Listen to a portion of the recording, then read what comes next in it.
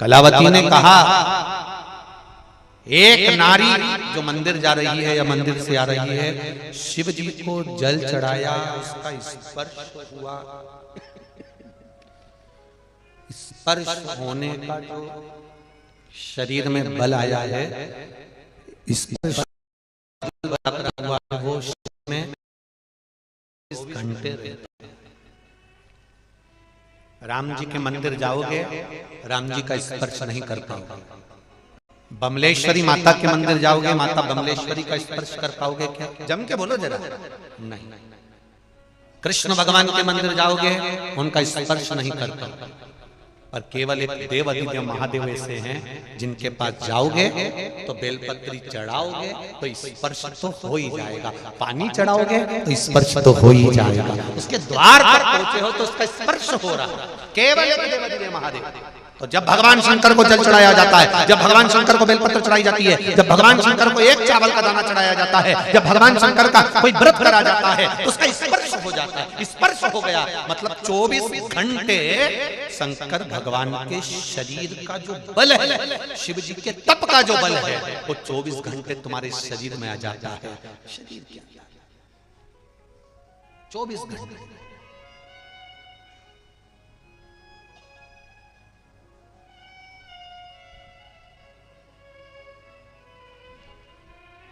कोई सवेरे सवेरे एक भैया यहाँ पर कहीं से बोल रहे होंगे कि माताओं से निवेदन है अपने गीले कपड़े इधर उधर नहीं डालना, ऐसा बोल रहे थे। फिर उन्होंने बोला कहीं करंट का तार टूट गया है तो कहीं उसमें करंट ना आ जाए, इसलिए गीले कपड़े नहीं डालना। सब माताएं चतुर्थी सबने अपने अपने कपड़े उठाए, ठीक है। अब इनने तो कहा कि वो करंट का तार टूटा और उसका स्पर्श ना हो, पर कोई तार ऐसा होता है, कोई बहुत पावर की लाइन जाती है ना, तो वो इतनी दूर से खींच लेते हैं। बोलो जी सही है, कहीं कहीं का पावर का तार हो, बहुत पावर का हो, तो वहां से आदमी को खींच ले, यहाँ से इतनी दूर से। तो कि मैं तो वहां से जा रहा था पर मैं करंट कहां से लग गया इसको, तो जाता उधर से रहा था, कुछ नहीं, वो पावर का तार था। मेरा महादेव उस पावर का है कि दूर से ही कल्याण कर देता है, से ही खींचे। वो शिव, वो शंकर।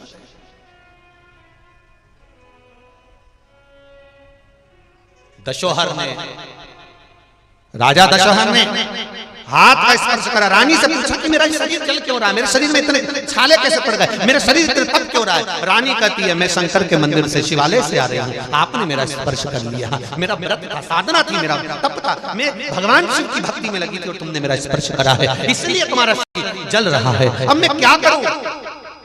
तूने क्या इतना भजन कर लिया, इतना भजन कर लिया तूने कि तेरे शरीर का स्पर्श करूं तो मेरा शरीर जल रहा है। रानी कहती है मैंने इतना भजन नहीं करा, मैं तो बस केवल भगवान शंकर के मंत्र जाप को करती हूँ। श्री शिवाय नमस्तुभ्यम, घर का काम करते करते भी अंदर से जप लेती हूँ, चिल्लाकर नहीं जपती, काम करते करते आटा सन रही हूँ तो भी मैं गुनगुना रही हूँ श्री शिवाय नमस्तुभ्यम। कुछ न कुछ कार्य करते करते मैं श्री शिवाय नमस्तुभ्यम, पंचाक्षर मंत्र नमः शिवाय, षडाक्षर मंत्र ओम नमः शिवाय, त्र्यंबक का मंत्र, महामृत्युंजय मंत्र का उच्चारण कर दिया।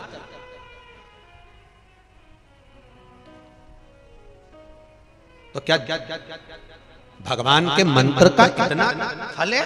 हाँ, तुझे ये मंत्र दिया किसने था?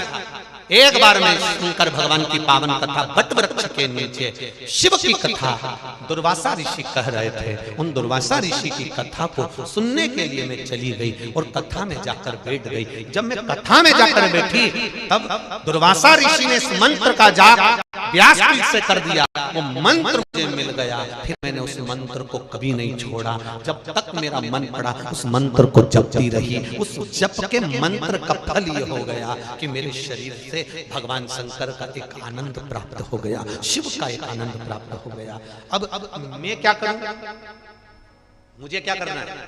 राजा दशोहर ने पूछा ये मेरे शरीर के छाले कैसे समाप्त होंगे, मैं करूं क्या, क्या करना पड़ेगा मेरे पाप को समाप्त करने के लिए, मेरे शरीर के ताप को समाप्त करने के लिए। तो कलावती ने कहा मैं कुछ नहीं कह सकती, पर इतना जानती हूँ कि गुरु की शरण में जाओगे तो कुछ न कुछ मिलेगा। राजा दशरथ अपने गुरु गर्ग बाबा के पास में, गर्ग मुनि के पास में पहुंच गए। गर्ग मुनि के पास में जाकर कहा, गर्गाचार्य जी कुछ कृपा करिए कि मैं कलावती जैसा तपबल प्राप्त कर लूं, मेरा शरीर जल रहा है। गर्ग बाबा ने भी उनको कहा, शिव मंदिर में जाना, जहां से शंकर को चढ़ा हुआ जल निकल कर जा रहा हो, उस जल को हाथ रख देना। केवल तू हाथ उस जल पर रखेगा, उतने में तेरे शरीर का ताप और पाप समाप्त हो जाएगा। जल में वो फल है, उस जल में वो आनंद है, तेरा ताप और पाप दोनों समाप्त हो जाएगा। आप में से कितने लोग हैं जो शिव मंदिर में जाते हैं, शंकर जी का जो जल बहता है, चढ़ाया हुआ जल जो निकल कर जाता है, उसका स्पर्श करते हैं? कितने लोग बैठे हैं यहाँ? करते हो आप लोग? स्पर्श करना चाहिए। शिव जी को चढ़ाया हुआ जल जहां से बहकर जा रहा है, उस जगह पर भले पानी हो चाहे नहीं हो, उस स्थान को भी अगर आपने स्पर्श कर लिया तो समझ लो कि जैसे शंकर का लगा हुआ चंदन का पुंत अपने मस्तक पर आता है, वैसे ही उस स्पर्श को कर कर मात्र मस्तिष्क पर लगाने से यह भाग्य की उल्टी रेखा भी सुलटी हो जाती है। ये उस जल का फल है, ये उस जल का आनंद है। क्यों कहते हैं?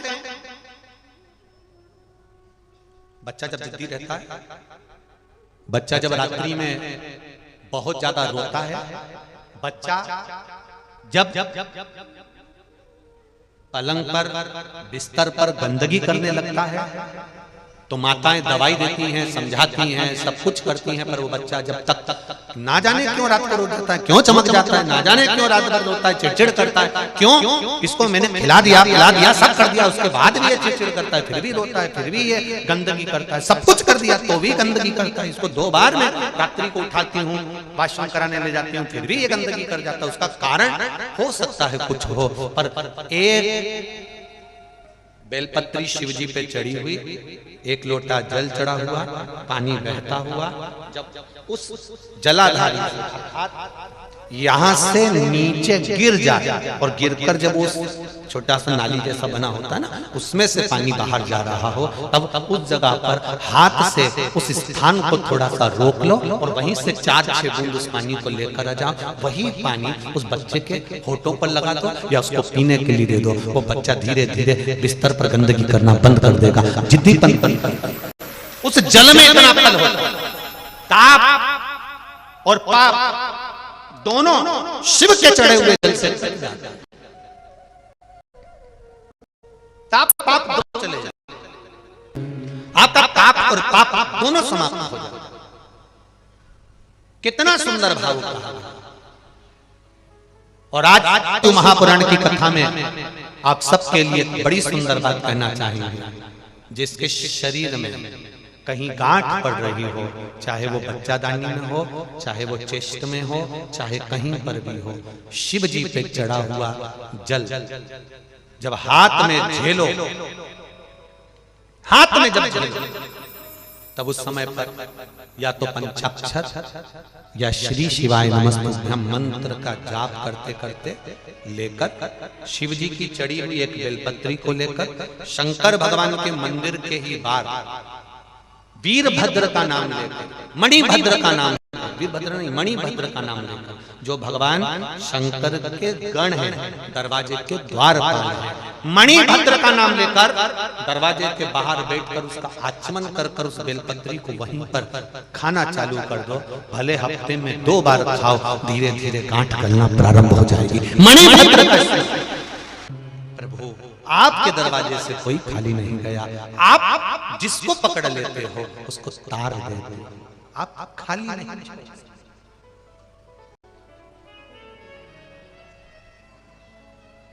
आप खाली नहीं छोड़ सकते। आपका भजन कीर्तन स्मरण कभी खाली नहीं। शिव कथा कर रहे हैं, भगवान शंकर का संवाद कर रहे हैं, शिव महापुराण वर्णन कर रही है। भगवान शिव का एक नाम आशुतोष है। जैसे ही राजा ने गर्गा बाबा के कहने से, गर्गाचार्य जी के कहने से स्पर्श किया। स्पर्श करते से शरीर का पूरा ताप, पूरा पाप समाप्त हो गया। ताप और पाप दोनों। एक बात ध्यान रखिएगा, शिव मंदिर में जाते हो, जल चढ़ाते हो, जल लेकर कलश में आते हो, बोलो जम के बोलो, आते हो सब लोग कलश में जल, भले थोड़ा सा ला, पर मंदिर से खाली मत। मंदिर से खाली नहीं आना है, जल लेकर थोड़ा सा लाइए। और वो जल परिवार के जितने सदस्य हैं उनको थोड़ा थोड़ा सा आचमन करें। कभी घर के अंदर बड़ी बीमारी, बड़ा रोग प्रवेश नहीं कर सकता जो शिव की शरणागति में रहे।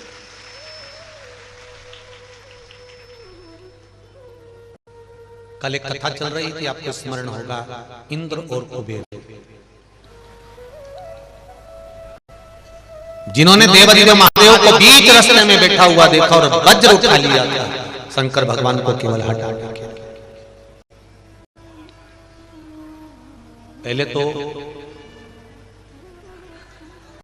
एक स्मरण आपको रहे कि जहां देवदेव महादेव का शिवालय होता है, जहां शंकर भगवान का शिवालय है, जहां भगवान शंकर विराजमान है, और जहां पर आप पशुपति व्रत कर रहे हो या भगवान शंकर का गुणगान कर रहे हो, वो स्थान कोई साधारण नहीं हो सकता। जहां ये कोकड़ी गांव में शिव महापुराण की कथा हो रही है, जिस जगह पर यह कथा हो रही है, ये जगह भी कोई साधारण नहीं हो सकती। शिव की कृपा की फल यहां जरूर, कहीं ना कहीं भगवान शंकर की कृपा, करुणा,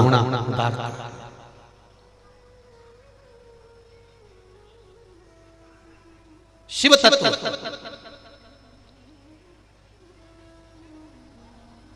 जहां पर धर्म है, सत्संग है, भजन है, कीर्तन है, मंत्र जाप है, नाम जाप है, स्मरण है, कथा है, कीर्तन है, साधना है, तप है, वो किसी तीर्थ से कम नहीं, किसी तीर्थ से कम नहीं।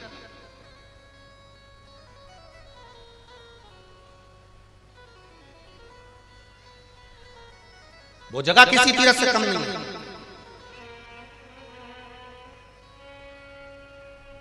एक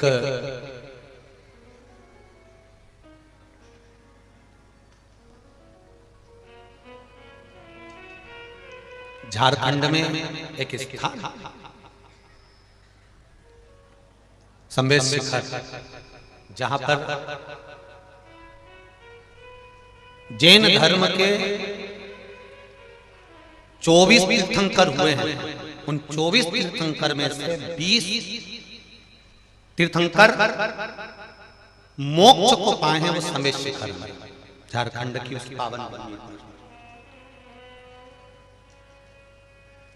जिसको झारखंड सरकार ने पर्यटन स्थल घोषित करा। हम निवेदन करना चाहेंगे इस व्यासपीठ से उस संवेद शिखर के लिए, जहां पर धर्म का स्थान होता है, जहां इतने मुनियों ने, संतों ने तप किया होता है और मोक्ष पाया होता है, वो स्थान पिकनिक का स्थान नहीं होता, वो तीर्थ स्थान होता है। उसको तीर्थ घोषित होना ही चाहिए। अगर हम उसको पिकनिक का स्थान बोल दें या पर्यटन स्थल बोल दें तो ये उसका अपमान है। जैसे कोई मुख्यमंत्री आए और यहाँ से कोई माइक पकड़कर केवल उनका नाम लेकर बोल दे कि ये आए हैं, तो मुख्यमंत्री को बुरा लगेगा कि नहीं लगेगा? बोलो रे छत्तीसगढ़ वाले, लगेगा कि नहीं लगेगा? कोई अध्यक्ष आए और उसका नाम ले दिया जाए और अध्यक्ष बोला ही नहीं जाए, उसको बुरा लगेगा। कोई आए और उसका नाम ले दिया जाए, उसको डॉक्टर बोला ही नहीं जाए, तो हमें डॉक्टर नहीं बोला, बुरा लग जाएगा। तो जिस जगह पर 24 तीर्थंकरों ने तप करा है, साधना करी है, मोक्ष पाया है, तो उस संवेश शिखर को तीर्थ ना कहकर तो उस मुनियों का, संतों का, उस स्थली का अपमान ही है ना कि हम उसको पर्यटन स्थल बोल। कई लोग कहते हैं गुरु जी वो जैन धर्म सनातन धर्म का ही एक अंश है, हम उसको अलग नहीं मानते। भले दुनिया के लोग माने कि जैन धर्म अलग है, हम नहीं मानते। जितने धर्म हैं सारे मेरे सनातन धर्म से निकले हुए हैं, वो सनातन धर्म का मेरा निवेदन इस व्यासपीठ से रहेगा, झारखंड की वो सरकार से रहेगा कि जैसे हर एक व्यक्ति को अपना नाम, आप मुख्यमंत्री आए, कोई प्रधानमंत्री आए, कोई ये मंत्री आए, कोई वो मंत्री आए, तो उनके आगे उनका मंत्री पद बोलना पड़ता है, केवल नाम बोल दो तो उनका अपमान हो जाता है। डॉक्टर साहब आए और हमने उनका नाम ले दिया, डॉक्टर नहीं बोला। वकील साहब आए और उनका नाम ले दिया, वकील नहीं बोला, तो उनका अपमान है। उसी तरह संदेश शिखर हमारे पार्श्वनाथ भगवान का एक स्थान है जैन मुनियों में, जहाँ का एक आनंद होना चाहिए, जहाँ उसको पर्यटन स्थल या पिकनिक स्थल नहीं, इस व्यासपीठ से निवेदन करना चाहूंगा, उसको तीर्थ स्थल घोषित होना चाहिए। वो जैनों के लिए, जैन धर्म के लिए सुख वो नहीं है। जहाँ भजन हो, जहाँ कीर्तन हो, जहाँ मंत्र जाप हो, जहाँ स्मरण हो, जहाँ भजन हो, वो तीर्थ स्थल है। और कोकड़ी, जहां पर ये बालोदा बाजार के पास में कथा हो रही है, इस कोकड़ी के लिए भी कहना चाहूंगा, ये जमीन कोई साधारण नहीं होगी, यहाँ मेरा देवाधिदेव महादेव का जरूर भाव होगा। इसलिए इंद्र और कुबेर, ये दोनों के मन बुद्धि चित्त में आ गया कि शिव जी को यहां से हटाना, भगवान शंकर को यहां से हटाना।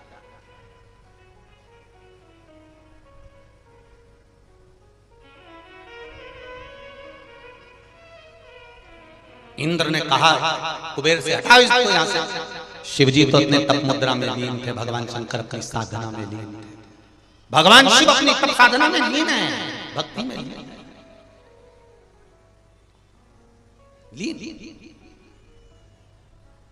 तभी जब भगवान शंकर तप साधना में लीन थे, इंद्र ने कहा हटो यहां से। शिव जी के नेत्र नहीं खुले, शंकर भगवान नेत्र बंद करके तप करते रहे, तप करते रहे। इंद्र ने फिर कहा हटो यहां से। शिव जी तब भी तप करते रहे। शिव जी नहीं।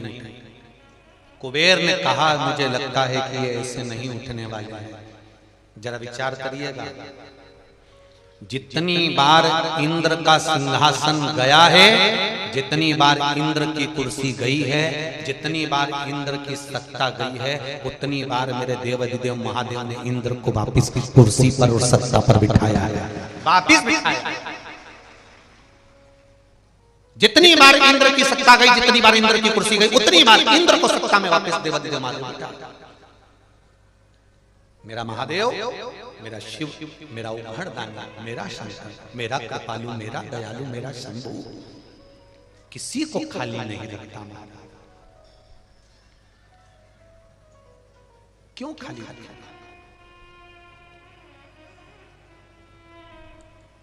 वज्र उठाया इंद्र ने देवाधिदेव महादेव की और वज्र लेकर बस एक कदम आगे बढ़ाया ही था। इतनी देर में शंकर भगवान के उस शरीर से एक ज्योति प्रकट हो गई, जिस ज्योति ने वज्र को वहीं रोक दिया और इंद्र का पूरा शरीर जलने लगा। जलता हुआ देखकर कुबेर उस स्थान से भाग गया। समझना जरा,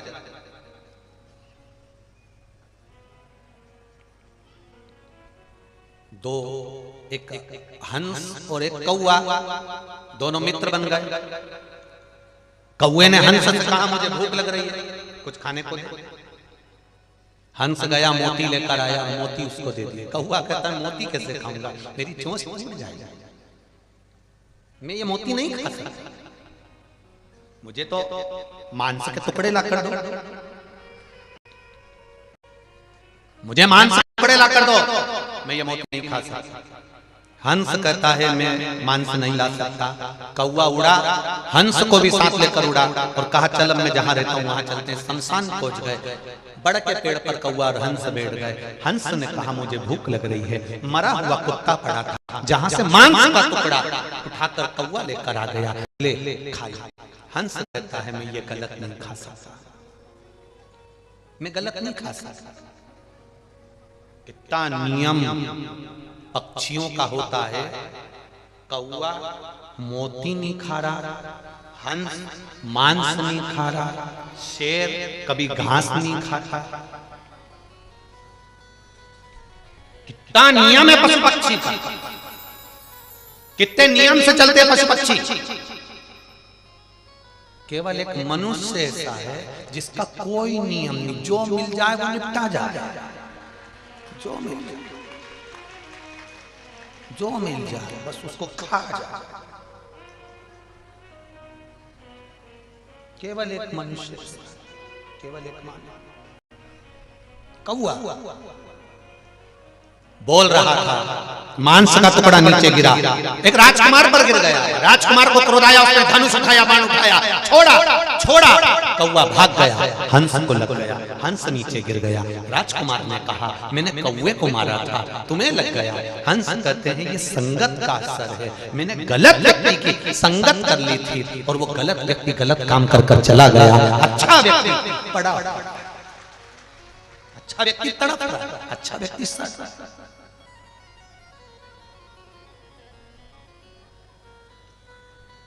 देखो संगत का बड़ा असर पड़ता है। तुम यहां से बाहर निकलना, एक ठेले वाले के पास रुक जाना, ठेले वाले से पूछना, चाय के ठेले वाले से, भैया चाय है क्या? हाँ साहब दे दे। कितने की है? 10 रुपए की। चलो कोकड़ी में चाय पीना, ठेले पर दुकान पर 10 रुपए।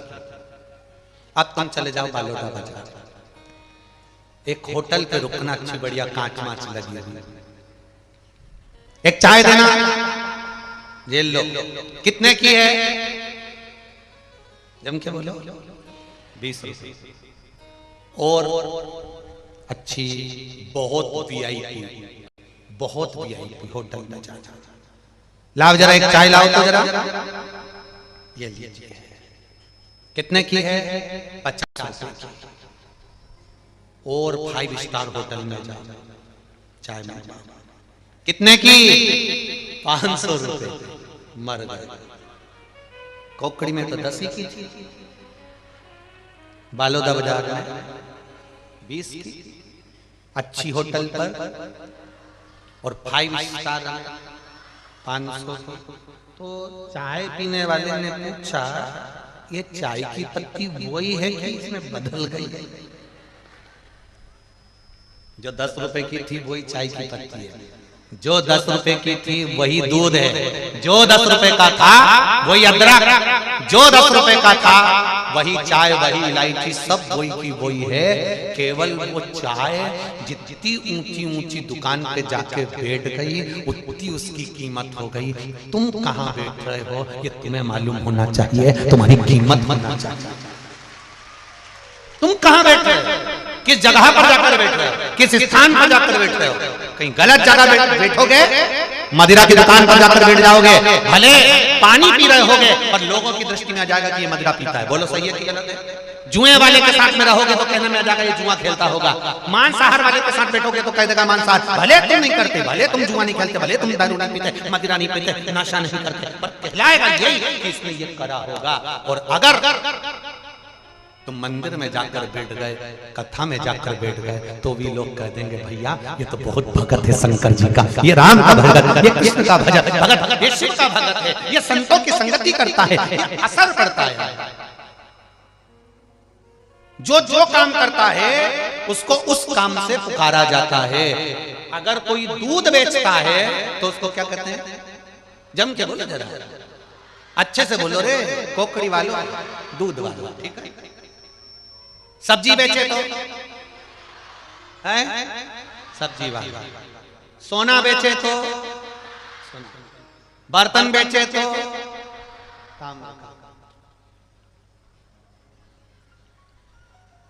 कपड़ा बेचे तो कपड़े वाला, चूड़ी बेचे तो चोरी वाला।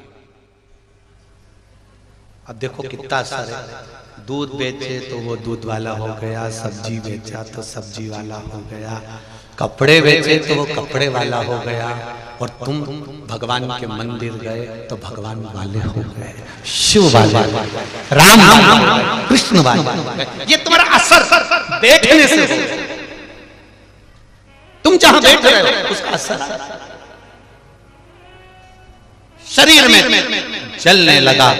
ज्योति निकली, वो ज्योति प्रकट होकर इंद्र को जलाने लगी। इंद्र को जलाया तो कुबेर भाग गया। संसार की नीति है, कोई किसी का साथ नहीं देता। संसार में साथ देते हैं केवल समय।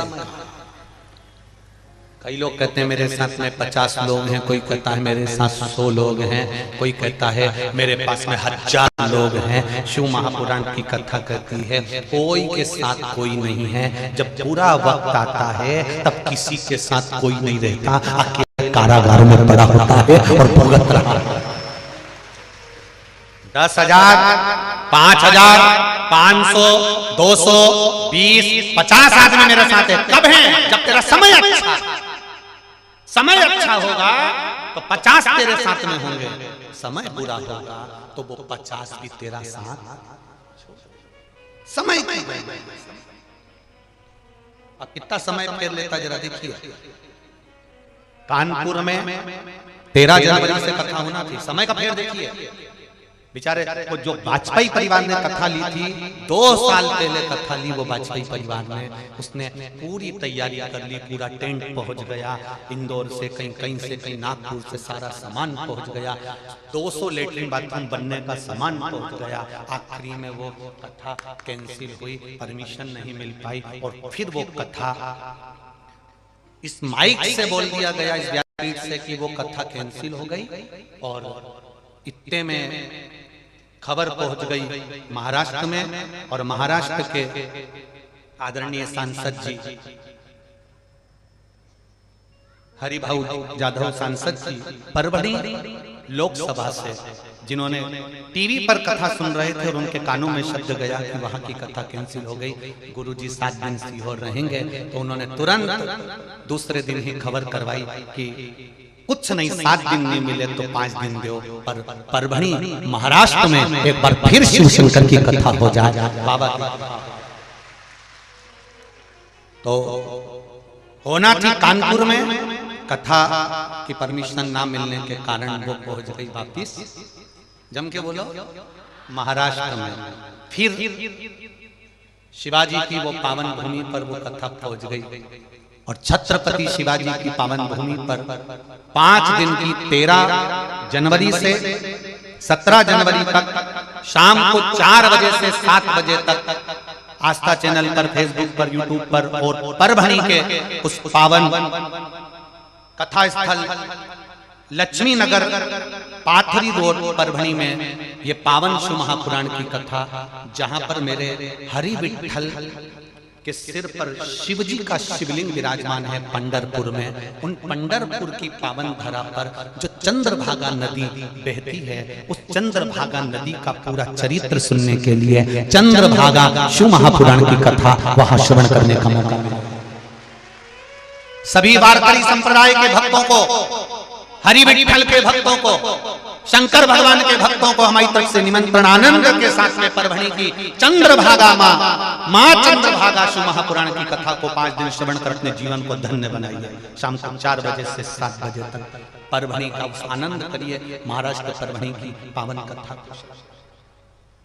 दिन कम है इसलिए व्यवस्था करने में भी थोड़ा समय लगता है, फिर भी देवादेव महादेव कराने वाला और करने वाला शिव कृपा, शिव की उदारता, शंकर की कृपा, शिव महापुराण की कथा चक्र है ये समय पर, कब कहां पहुंच जाए इसका कोई भरोसा नहीं। जो कहते हमारे साथ में इतने थे, वो तुम्हारे साथ में नहीं थे, तुम्हारे समय के साथ में थे। तुम्हारा समय था, सत्ता थी, वैभव था, लक्ष्मी थी, तो दुनिया तुम्हारे साथ थी। समय गया, सत्ता गया, वैभव गया, लक्ष्मी गई, सत्ता गई, सब तुम्हारे पीछे, फिर तुम्हें अकेले भोगना है, कोई तुम्हारा साथ। इसलिए सत्ता रहे, समय रहे, कुर्सी रहे, पद रहे, प्रतिष्ठा रहे, तब तक जितना बन जाए सत्कर्म करो, जितना बन जाए भजन करो, जितना बन जाए अच्छा काम करो, परमात्मा का काम करते रहो, जनमानस का कल्याण करते रहो, जिससे बाद में भी लोग याद रखें कि वो था तो उसने ये करा था, उसको वापस सामने होना चाहिए, वो वापस आना चाहिए। अच्छा कर्म करते नेक कर्म, मत बुरे कर्म कर बंदे वरना पछताएगा, भगवान की आंखों से तू बच नहीं पाएगा, तू बच नहीं पाएगा। अरे ओ अज्ञानी मत कर, तेरे कर्म का फल भी तू ही पाएगा, जैसा किया तूने तेरे आगे